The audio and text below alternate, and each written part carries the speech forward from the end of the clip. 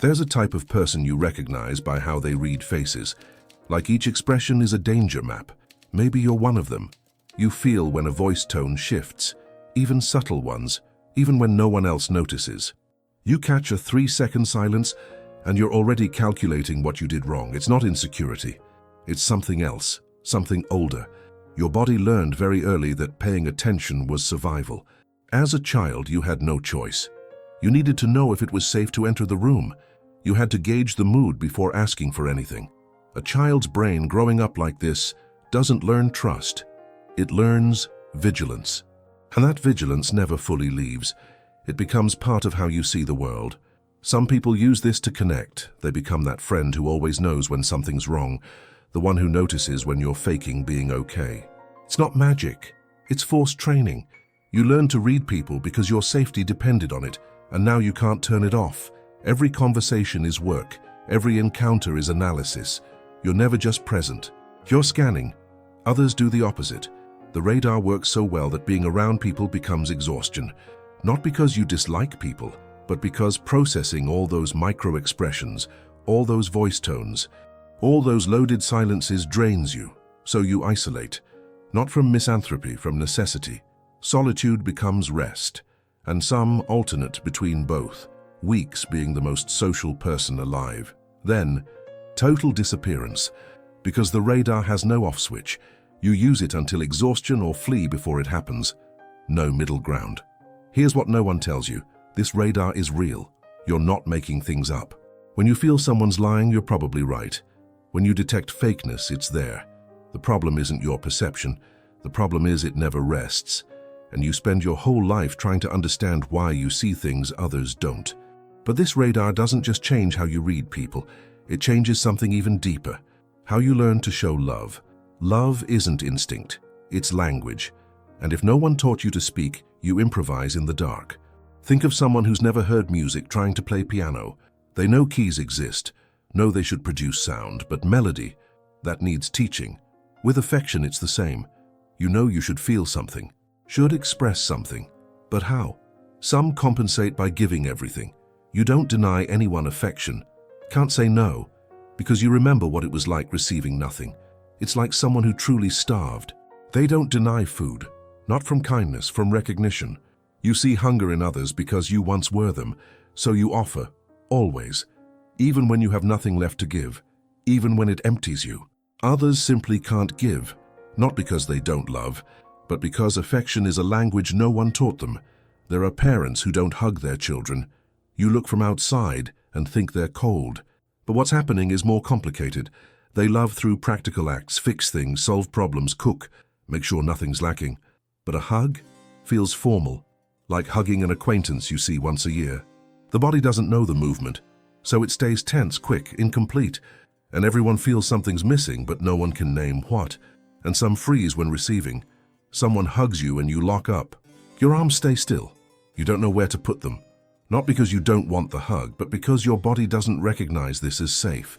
Intimacy triggers alarms you didn't know existed.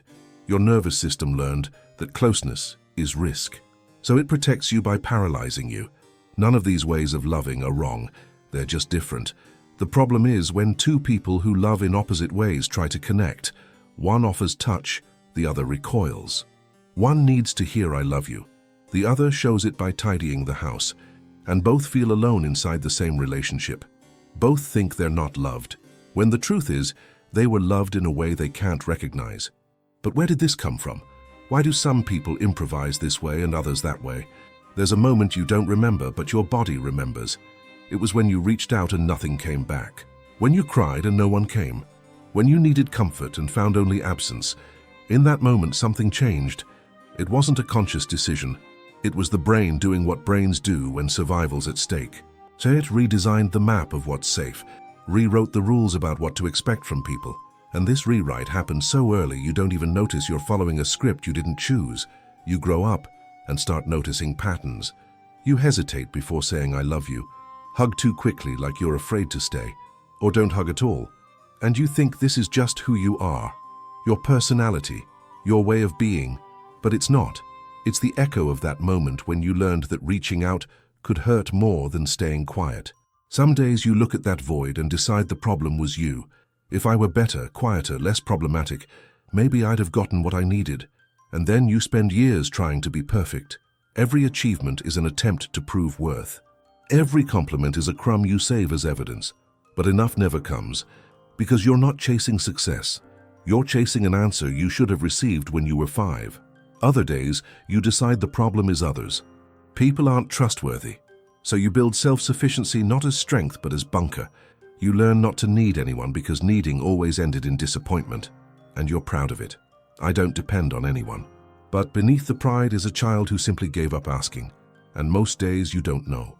You oscillate between blaming yourself and blaming others, carry both versions, and don't know which way's more. The problem isn't how you reacted to the void.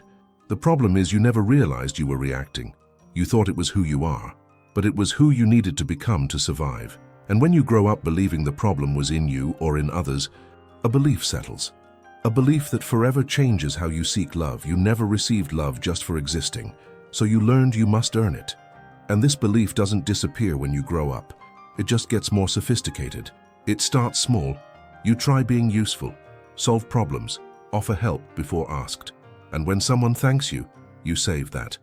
Evidence you have value, that you're good for something. And gradually, being useful becomes your currency. You no longer know how to relate without doing something in return, how to be present without having a function. Then it escalates. You start chasing achievements. Every work promotion is an attempt to buy approval.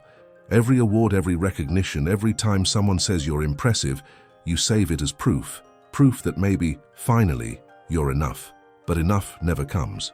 You reach one goal and you're already looking at the next. Because the truth is you're not chasing success. You're trying to buy with achievements what should never have a price. And then you realize none of this really works. So you do the opposite. Disappear. You stop asking for anything. Don't complain. Don't cause problems. Love by omission. If I stay quiet enough, maybe they'll let me stay. Every need becomes a risk. Every request is a possibility of rejection. So you swallow everything. Pretend you're fine when you're not. Smile when you want to cry. And people around you never know you're suffering because you've become an expert at not showing it. These performances aren't manipulation. They're survival. You're trying to ensure you're not abandoned the same way you were before. The problem is, love earned through performance never feels real. The doubt always remains. Do they love you or what you do? Would they stay if you stopped being useful, successful, invisible, and you never test it? Because you're too afraid of the answer. So you keep performing, year after year, relationship after relationship, until one day it happens. Someone abandons you and everything you always knew but never wanted to admit confirms all at once. Betrayal isn't just pain. For those who grew up without love, it's confirmation. I knew this would happen. When someone abandons you, 3 things can happen, and none are conscious choices. It's the body reacting to an alarm that's been on since forever. You can crumble, call repeatedly, send messages, want to understand, what did I do wrong, how do I fix this? You can't accept it's over because accepting would confirm what you always feared, that you really don't deserve to be loved. So you beg, you negotiate, you promise to change, anything not to face that truth. And people look from outside and think you have no dignity. But dignity isn't what's at stake. It's emotional survival. You're fighting not to drown, or you simply shut down. Stop responding, block, vanish as if the person never existed. It's not coldness. It's emergency shutdown. Like when you burn your hand and the body pulls back before you even think. Intimacy became physical threat. So the nervous system protects you by paralyzing you. You don't explain because you can't. The throat closes. Words won't come. So you disappear and leave the other with 1,000 questions you'll never answer. Not because you don't care, but because caring hurts too much to bear. Or you do both. One day you're begging, the next you cut all contact. Feel explosive anger, then become completely numb. People think you're unstable, but what's happening is deeper. For those with betrayal trauma, abandonment isn't an event, it's validation of the worst fear. I knew you'd betray me. It wasn't a question of if, but when. And now that it's happened, your body doesn't know whether to fight or flee. So it does both, alternately, chaotically. None of these reactions are choices. They're automatic responses from a system trained to expect loss. The problem isn't how you react to betrayal. The problem is your body was expecting it from the start. And this changes something fundamental, something no one tells you about growing up like this. You see through masks, detect fakeness before it happens, know when someone's lying before they finish the sentence. And this makes you impossible to deceive, but also impossible to rest. At first you use this as protection. When someone says, "I love you," you analyze, why now, what do they want? You don't do this consciously, it's automatic, like breathing, and it seems smart, seems like you're in control. But what's really happening is you never lower your guard. Every interaction is examination. Every word is investigated. And yes, you're safe, but deeply alone, because real connection requires stopping analysis for a moment, and you don't know how to do that without feeling in danger. So you try something different. You see the fakeness, but accept it anyway. Know that "I love you" isn't completely true. Notice the hesitation, the performance, but decide to play the game, because fake connection is still better than absolute solitude. So you pretend to believe, pretend not to see, and live knowing nothing you have is completely real. But you prefer this to having nothing. It's like eating without hunger, just to fill the void, just not to feel like you're dying of emotional starvation. But there's a limit. There comes a time when you can't pretend anymore. And then the worst happens. You see so clearly you can't connect with anyone anymore. Every interaction becomes theater. People saying what they think they should say, performing emotions they don't truly feel. And you're there watching the play happen but can't enter. You're outside, always outside, watching, analyzing, never participating. And people think you're distant. Cold hard to know. But what's really happening is you see too much. And once you see, you can't pretend you don't. This clarity is the dark gift. You don't delude yourself, aren't easily manipulated. See patterns others ignore, but seeing the naked truth of people means never being able to completely believe in them. You trade emotional security for precision and live trapped between two fears. The fear of being deceived and the fear of never being able to trust. And in the end, what remains isn't anger, isn't sadness. It's a question that never goes away. Who would you be if you had been loved? This question haunts you, not every day, but in specific moments. When you see someone asking for help without fear, when someone receives criticism and doesn't crumble, when you notice other people simply trust, without analyzing, without preparing escape routes, and you wonder what it would be like to live like that. You can make peace, look back and say, "This is what I am, product of absence, and I can build from here." It's not resignation, it's recognition. You stop fighting what was and start working with what is. Accept that your way of loving is different, that your need for space isn't rejection, that your radar isn't paranoia. That's simply how you function. And maybe that's enough, or you spend your life trying to rewrite therapies, relationships that promise to fix, books about healing. You want to erase the past and become who you should have been. But every attempt to change seems to confirm something in you is broken. And the more you try to fix, the more broken you feel. Because maybe the past doesn't need healing, just understanding. Maybe you're not broken, just different. And different doesn't need fixing, or you live between both. Some days you accept, other days the pain returns whole. You alternate between making peace and trying to rewrite, between understanding and suffering.